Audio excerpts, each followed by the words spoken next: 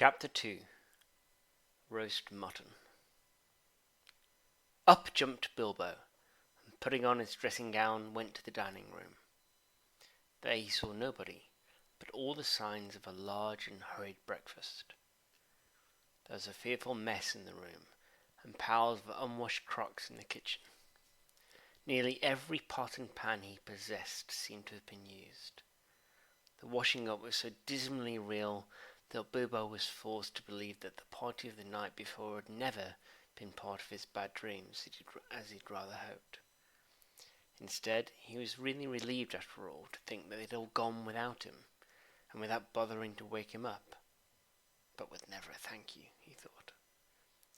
And yet, in a way, he could not help feeling just a trifle disappointed. The feeling surprised him. "Oh, don't be a fool, Bilbo Baggins," he said to himself, "thinking of dragons and all that outlandish nonsense at your age." So he put on an apron, lit fires, boiled water, and washed up. Then he had a nice little breakfast in the kitchen before turning out the dining room. By that time the sun was shining and the front door was open, letting in a warm spring breeze. Bilbo began to whistle loudly and to forget about the night before. In fact, he was just sitting down to a nice little second breakfast in the dining room by the open window, when in walked Gandalf. "My dear fellow," said he, "whenever are you going to come? What about an early start, and here you are having breakfast, or whatever you call it, at 10:30. They left you the message because they could not wait." "What message?" said poor Mr. Baggins, all in a fluster. "Great elephants!" said Gandalf. "You're not at all yourself this morning. You've never dusted the mantelpiece." "What's that got to do with it? I've had enough to do with washing up for 14. "If you had dusted the mantelpiece, you would have found this just under the clock," said Gandalf, handing Bilbo a note. And this is what he read. "Thorin and Company, to Burglar Bilbo, greetings. For your hospitality and our sincerest thanks, and for your offer of professional services, our grateful acceptance. Terms, cash on delivery, up to and not exceeding 1/14 of total profits, if any. All travelling expenses guaranteed in any event. Funeral expenses to be defrayed by us or our representatives if occasion arises and the matter is not otherwise arranged for. Thinking it unnecessary to disturb your esteemed response, we have proceeded in advance to make requisite preparations and shall await your respected person at the Green Dragon Inn, Bywater, at 11 a.m. sharp, trusting that you will be punctual. We have the honour to remain yours deeply, Thorin and Company." "That leaves you just 10 minutes. You'll have to run," said Gandalf. "But no time for it," said the wizard. "But," said Bilbo again, "no time for that either. Off you go." To the end of his days, Bilbo could never remember how he found himself outside, without a hat, walking stick, money, or anything that he usually took when he went out. Leaving his second breakfast half finished and quite unwashed up, pushing his keys into Gandalf's hands, and running as fast as his furry feet could carry him down the lane, past the great mill, across the water, and then for a whole mile or more. Very puffed he was, when he got to Bywater just on the stroke of 11, and found himself without a pocket handkerchief. "Bravo!" said Balin, who was standing at the inn door looking out for him. Just then all the others came round the corner of the road from the village. They were on ponies, and each pony was slung about it with all kinds of baggages, packages, parcels and paraphernalia. There was a very small pony, apparently for Bilbo. "Up you get and off we go," said Thorin. I'm awfully sorry," said Bilbo, "but I've come without my hat, and I've left my pocket handkerchief behind, and I haven't any money. I didn't get your note until after 10:45, to be precise." Don't be precise, said Dwellin, and don't worry, you'll have to manage without pocket handkerchiefs for a good many long years before you get to journey's end. As for a hat, I've got a spare hood and cloak in my luggage. And that is how it all came to a start. Jogging off from the inn one fine morning just before May on laden ponies, and Bilbo was wearing a dark green hood, a little weather-stained, and a dark green cloak borrowed from Dwellin. They were too large for him, and he looked rather comic. What his father Bungo would have thought of him I daren't think. His only comfort was that he couldn't be mistaken for a dwarf, as he had no beard. They had not been riding very long when up came Gandalf, very splendid on a white horse. He bought a lot of pocket handkerchiefs and Bilbo's pipe and tobacco. So after that the party went along very merrily, and they told stories or sang songs as they rode forward all day, except of course when they stopped for meals. These didn't come quite as often as Bilbo would have liked them, but he began to feel that adventures weren't so bad after all. At first they'd passed through Hobbit lands, a wild, respectable country inhabited by decent folk, with good roads, an inn or two, and now and then a dwarf or farmer ambling by on business. Then they came to lands where people spoke strangely, and sang songs Bilbo had never heard before. Now they'd gone on far into the lone lands where there were no people left, no inns, and the roads grew steadily worse. Not far ahead were the dreary hills, rising higher and higher, dark with trees. On some of them were old castles with an evil look, as if they'd been built by wicked people. Everything seemed gloomy, for the weather that day had taken a nasty turn. Mostly it had been as good as May can be, even in merry tales, but now it was cold and wet. In the lone lands they had to camp when they could, but at least it had been dry. "To think it'll soon be June," grumbled Bilbo, as he splashed around behind the others in a very muddy track. It was after tea time. It was pouring with rain, and had been all day. His hood was dripping into his eyes, his cloak was full of water, the pony was tired and stumbled on stones. The others were too grumpy to talk.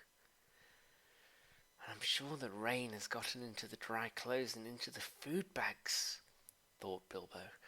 "Bother burgling and everything I have to do with it. I wish I was at home in my nice hole by the fire, with the kettle just beginning to sing." It was not the last time he wished that. Still the dwarves jogged on, never turning round nor taking any notice of the hobbit.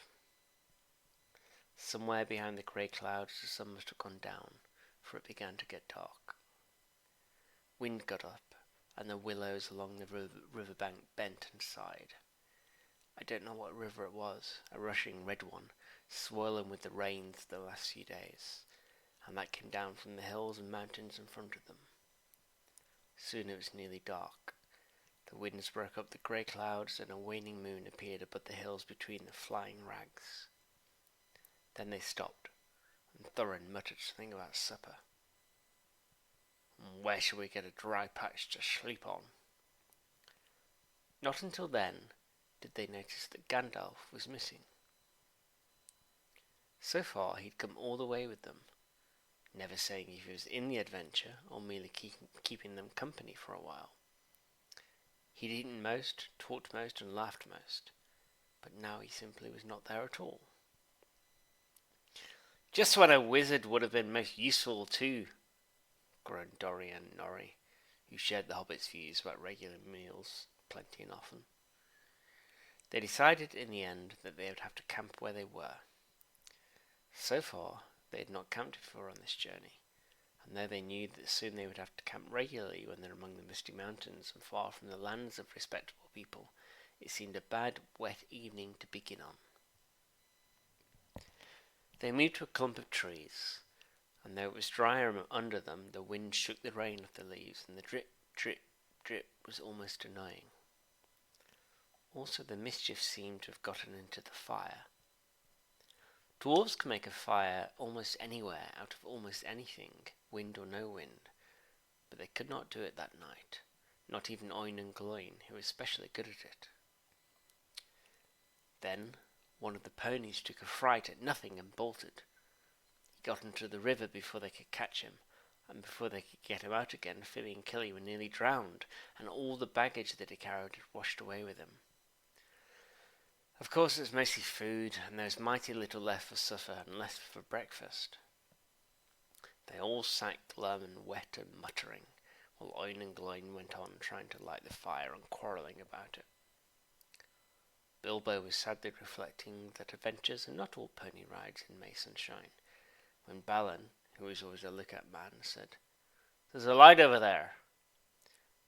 There was a hill some way off with trees on it, pretty thick in parts. Out of the dark mass of trees they could now see a light shining, a reddish, comfortable-looking light, as might be a fire or torches twinkling. When they looked at it for some while, they fell to arguing.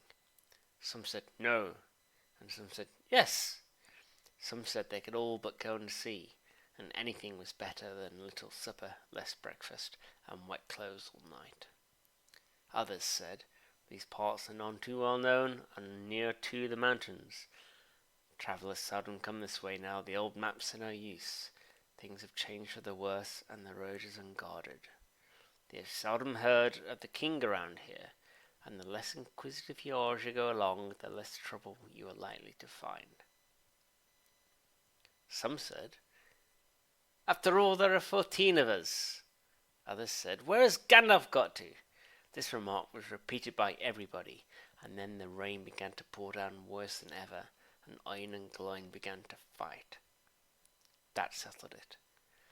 "After all, we've got a burglar with us," they said, and so they made off, leading their ponies in the direction of the light. They came to the hill and were soon in the wood. Up in the hill they went, but there was no proper path to be seen, such might lead to a house or a farm, and do what they could, they made a great deal of rustling and crackling and creaking, and a good deal of grumbling and drafting, as they went through the trees into the pitch dark. Suddenly the red light shone out very brightly through the tree trunks not far ahead. "Now it's the burglar's turn," they said, meaning Bilbo. "You must go and find out all about that light and what it's for, and if all is perfectly safe and canny. Now scuttle off and come back quick, and if all is well, if not, come back if you can. If you can't, hoot twice like a barn owl and once like a screech owl, and we'll do what we can." Off Bilbo had to go, before he could explain that he could not even hoot once like any kind of owl, any more than fly like a bat. But at any rate, hobbits can move quietly in woods, absolutely quietly. They take a pride in it, and Bilbo had sniffed more than once at what he called all this dwarven racket as they went along, though I don't suppose you or I would notice anything at all on a windy night, not if the whole conclave had passed 2 feet off. As for Bilbo walking primly towards the red light, I don't suppose even a weasel would have stirred a whisker at it.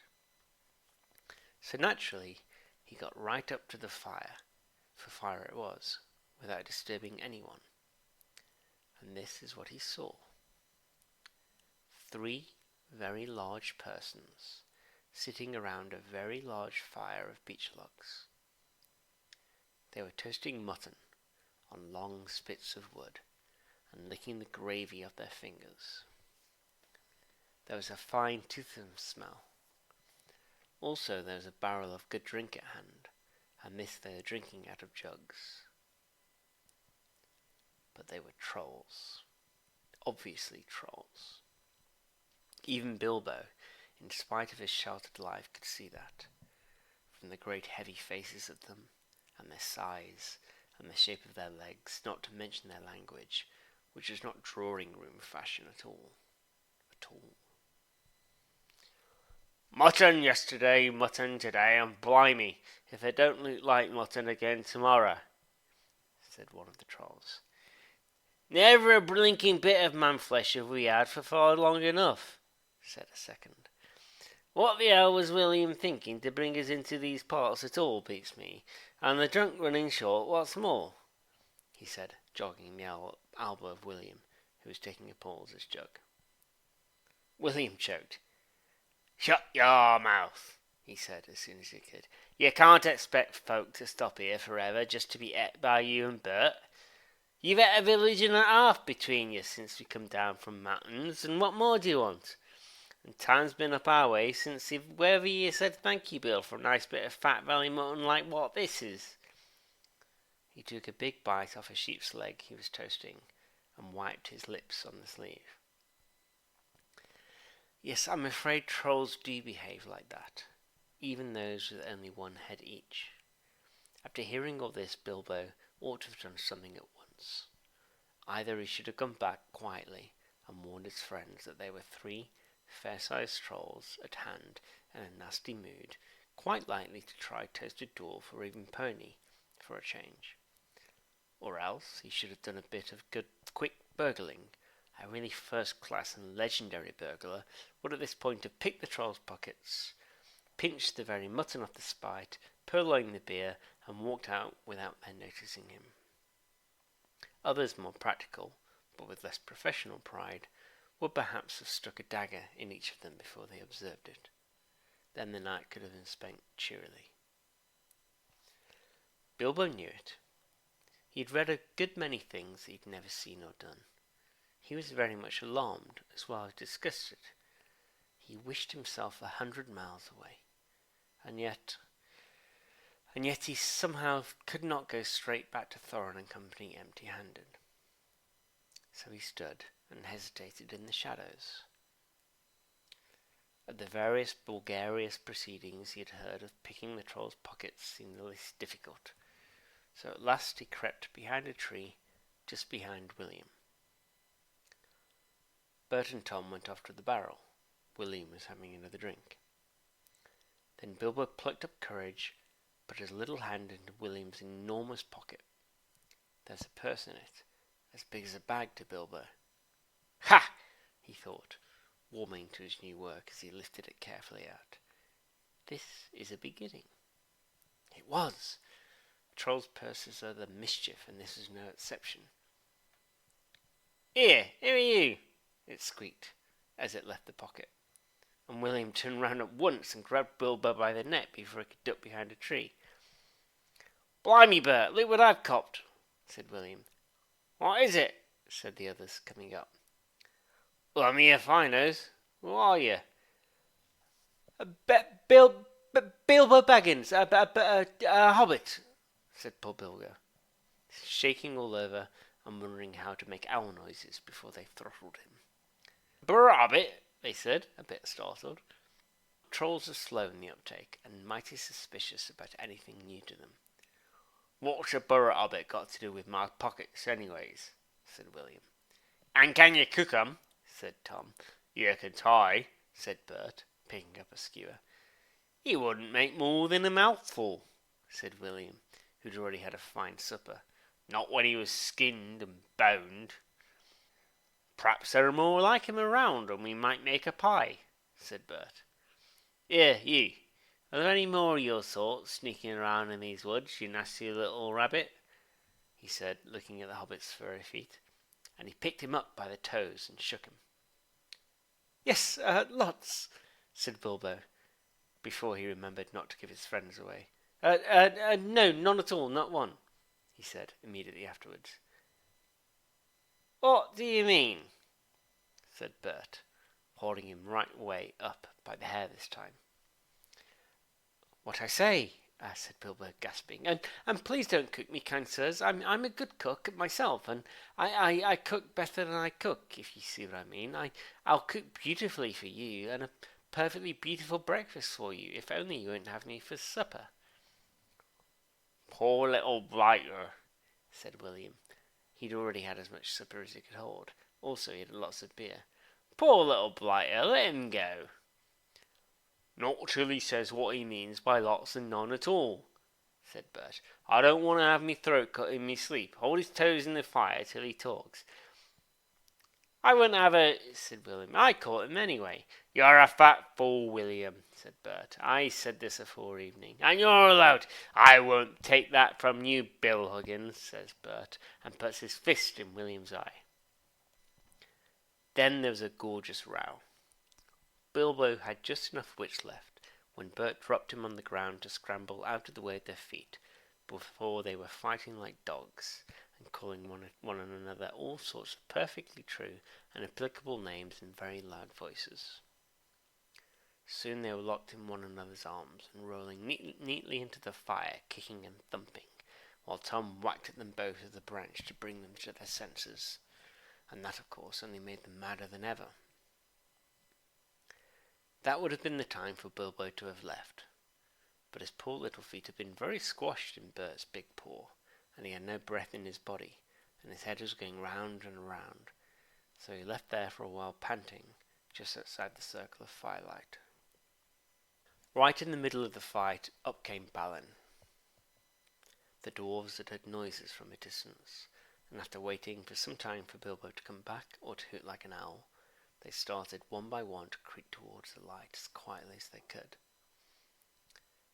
No sooner did Tom see Balin come into the light than he gave an awful howl. Trolls simply detest the very sight of dwarves uncooked. Bert and Bill stopped fighting immediately, and "A sack, Tom, quick!" they said, before Balin, who was still wondering where in all this commotion Bilbo was, knew what was happening. A sack was over his head, and he was down. "There's more to come yet," said Tom, "or I'm mighty mistook. Lots and none at all it is," said he. "No burra hobbits, but lots of eared dwarves, that's about the shape of it." "I reckon you're right," said Bert, "and we'd best get out of the light." And so they did. With sacks in their hands that they used for carrying off mutton and other plunder, they waited in the shadows. As each dwarf came up and looked at the fire and the spilled jugs and the gnawed mutton, in surprise, pop! went a nasty, smelly sack over his head, and he was down.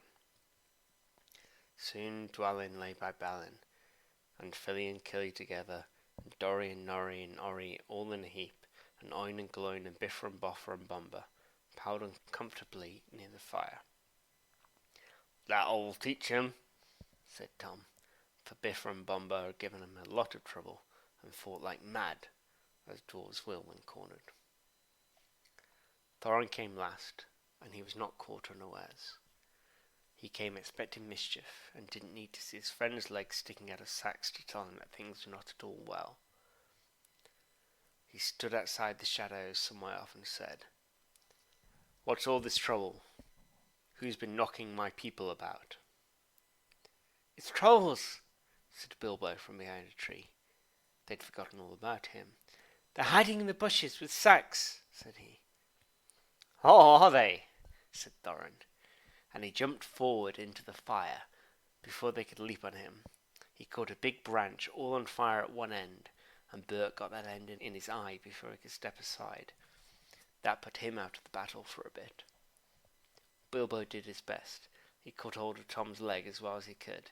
It was thick as a young tree trunk, but he was sent spinning up into the top of some bushes when Tom kicked the sparks up into Thorin's face.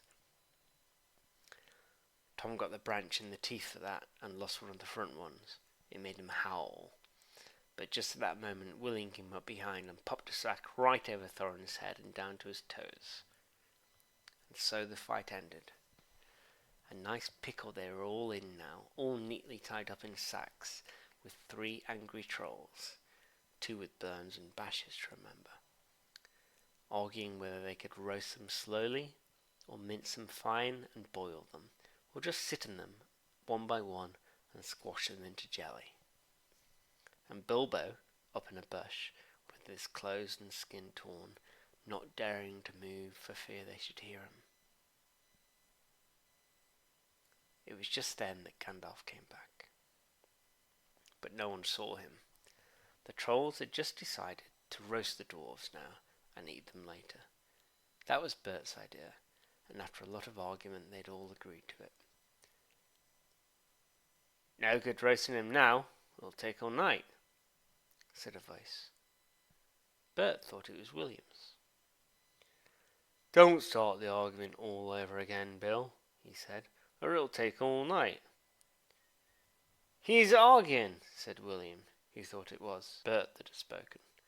"You are," said Bert. "You're a liar," said William, and so the argument began all over again. In the end, they decided to mince them fine and boil them. So they got a black pot, and they took out their knives. "No good boiling 'em, we ain't got no water, and it's a long way to the well and all," said a voice. Bert and William thought it was Tom's. "Shut up," said they, "or we'll never have done, and you can fetch water yourself if you say any more." "Shut up yourself," said Tom, who thought it was William's voice. "Who's arguing but you, I'd like to know?" "You're a booby," said William. "Booby yourself," said Tom.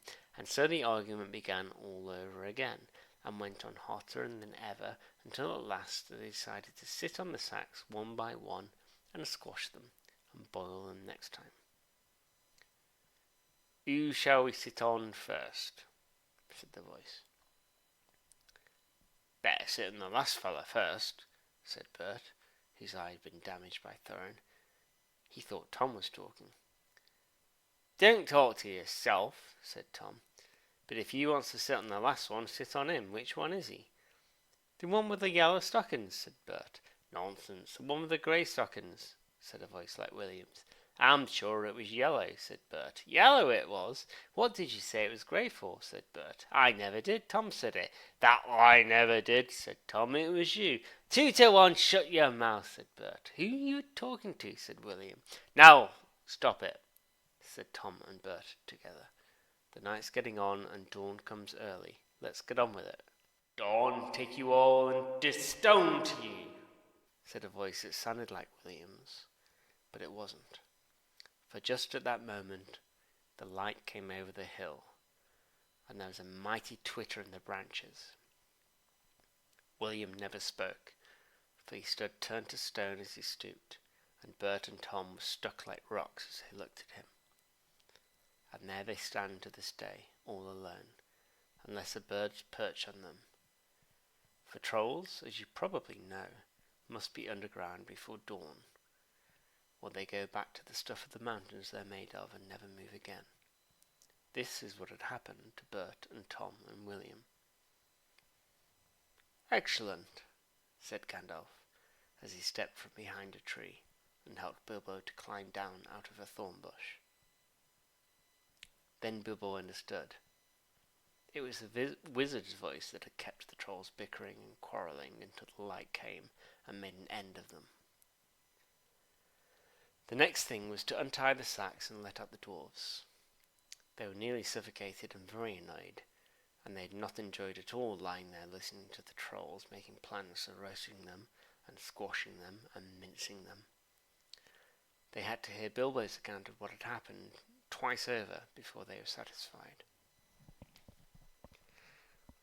"Silly time to go pinching and practising pocket picking," said Bomber, "when all we wanted was fire and food." "And that's just what you wouldn't have got from those fellows without a struggle, in any case," said Gandalf.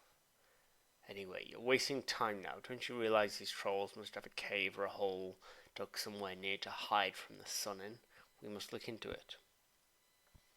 They searched about, and soon found the marks of trolls' stony boots going away through the trees.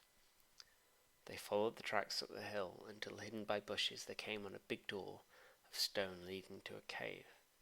But they couldn't open it, not until they all pushed while Gandalf tried various incantations. Would this be any good?" asked Bilbo, when they were getting tired and angry. I found it on the ground where the trolls had their fight." He held out a large key. Though no doubt William had thought it very small and secret, it must have fallen out of his pocket very luckily before he was turned to stone. "Why on earth didn't you mention it before?" they cried. Gandalf grabbed it and fitted it into the keyhole. Then the stone door swung back with one big push, and they all went inside. There were bones on the floor, and a nasty smell was in the air. There was a good deal of food jumbled carelessly on the shelves and on the ground, among an untidy litter of plunder, all sorts from brass buttons to pots full of gold coins standing in a corner. There were lots of clothes too, hanging on the walls, too small for trolls. I'm afraid they belonged to victims, and among them were several swords of several makes, shapes and sizes. Two caught their eyes particularly, because of their beautiful scabbards and jewelled hilts. Gandalf and Thorin each took one of these, and Bilbo took a knife in a leather sheath. It would only have made a tiny pocket knife for a troll, but it was as good as a short sword for the hobbit. "These look like good blades," said the wizard, half drawing them and looking at them curiously.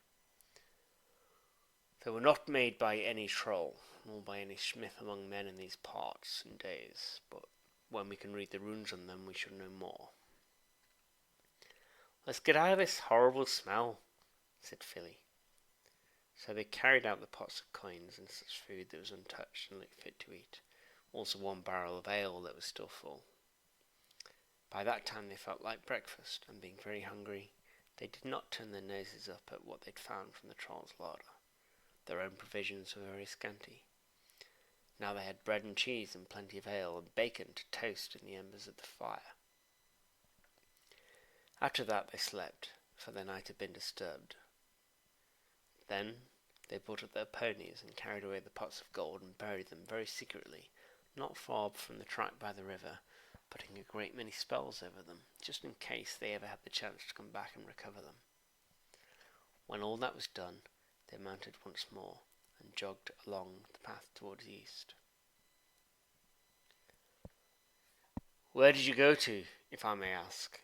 said Thorin to Gandalf as they rode along.